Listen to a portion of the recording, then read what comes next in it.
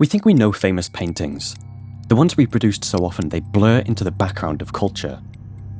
But that familiarity is a trap, because hidden inside Gustav Klimt's The Kiss is a detail so strange, so quietly wrong, that it shifts the entire moment we think we're witnessing. A man and a woman kneel together at the edge of a wildflower meadow, outside of time, outside of any recognizable landscape. His face, partly hidden and crowned with laurel leaves, bends towards hers. He leans in with a force that seems tender at first glance, almost devotional. She closes her eyes, her head tilts back. Her arms circle his neck, one drifting loosely, the other resting lightly on his hand, as if the moment is suspending her between surrender and something harder to name. At first glance, the scene seems to preach romance.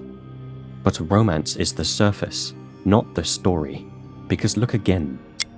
Her body is not leaning into him. It's arcing away, tilted backward toward the void behind her. Her balance feels uncertain, fragile. If he moved his hand from her neck, she would tip into nothing. And then, the hands. His left hand encloses the back of her head, not gently, but with a grip that subtly asserts control. His right hand cradles her face, firmly enough that the gesture feels intimate yet unmistakably direct. The warmth might still be there, but it now flickers with something else. Urgency, possession, a tension between desire and dominance. To really grasp this tension, we need to step back and look at the world they inhabit. Depth collapses, perspective disappears, the meadow floats above an abyss. There is no sky, no horizon, no air, only gold, pattern, color, and darkness. Klimt adored Japanese prints, and their influence pulses through this scene. The flattened space, the decorative borders, the way bodies dissolve into ornament. The painting isn't trying to imitate real life. It's trying to reveal something beneath it, something psychological, something mythic. Even their garments speak. His robe is a field of black and gold rectangles, rigid, upright, geometric. Her robe dissolves into spirals, circles, and blooming shapes, round, fluid, organic. These aren't decorative flourishes, but visual rolls. He remains sharply outlined against the gold, fully distinct from the world around him. She, by contrast, begins to merge with the ornament, as if the pattern is absorbing her. The imbalance is subtle, but once you see it, the dynamic no longer feels as mutual as it first appears. And the symbolism goes even further. Some art historians point to erotic forms embedded in the ornamentation, phallic shapes in his patterns, vaginal shapes in hers. And in a city such as Vienna, shaped by Freud's exploration of desire, it's difficult to see these motifs as anything but intentional. They turn the couple into symbols, opposites colliding at the verge of an abyss. Now look at her face.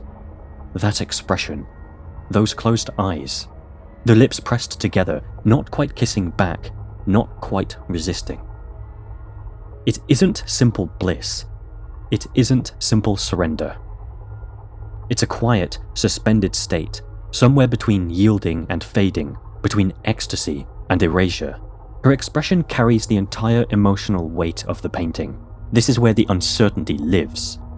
But to understand why this uncertainty feels so charged, we need to look beyond the painting for a moment. Vienna, early 1900s. A city split between strict imperial tradition and cultural revolution. On one side, academic art, decorum, restraint. On the other, psychoanalysis, modernism, feminist movements, new music, new philosophies, and an obsession with what lives beneath the surface of the mind. Klimt stood right in the middle of that revolution. His university paintings pushed eroticism to a breaking point. Dark, dreamlike, overflowing with unapologetic female nudity. He painted women with raw psychological intensity that unsettled the Viennese elite. The public backlash was explosive. Newspapers called the works pornographic. The university refused to install them at all. Klimt, humiliated, returned the commission money and retreated into his studio. But instead of shrinking, he transformed. From that retreat emerged something radiant, his golden period. When we talk about the kiss, we aren't talking about paint. We're talking about gold. Gold leaf covers the surface, laid down with a craftsman precision that came from Klimt's childhood. His father was a gold engraver, but the real spark came from Ravenna, Italy. In the Basilica of San Vitale, Klimt stood surrounded by Byzantine mosaics, thousands of tiny gold tiles that shimmered in low light like divine beings. Figures who float, who glow, who feel suspended between earth and eternity. Klimt returned to Vienna electrified. He wanted to merge that sacred glow with human desire, to make an icon that was not religious, but intimate, not heavenly, but bodily. The kiss is that experiment. Gold as seduction, gold as holiness, gold as danger. This is why mythic readings cling to the painting. Some see Orpheus and Eurydice, the moment he tries to bring her back from the underworld, unaware he is seconds from losing her forever. Her feet dissolving at the edge of the canvas only deepen that reading. Others see Daphne transforming into Laurel, golden tendrils overtaking her body as she escapes Apollo. Some imagine Cupid and Psyche, where love itself straddles the line between salvation and destruction. What all these myths share is the same pulse running through the painting: metamorphosis, surrender, and the terrifying beauty found at the boundary between desire and danger. But the most radical thing about the kiss is not its gold, and not its fame. It's the way the painting refuses to resolve itself. Is this love or domination? Is she embracing him or bracing herself?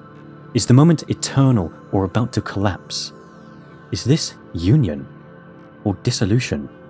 Klimt understood that intimacy is rarely clean.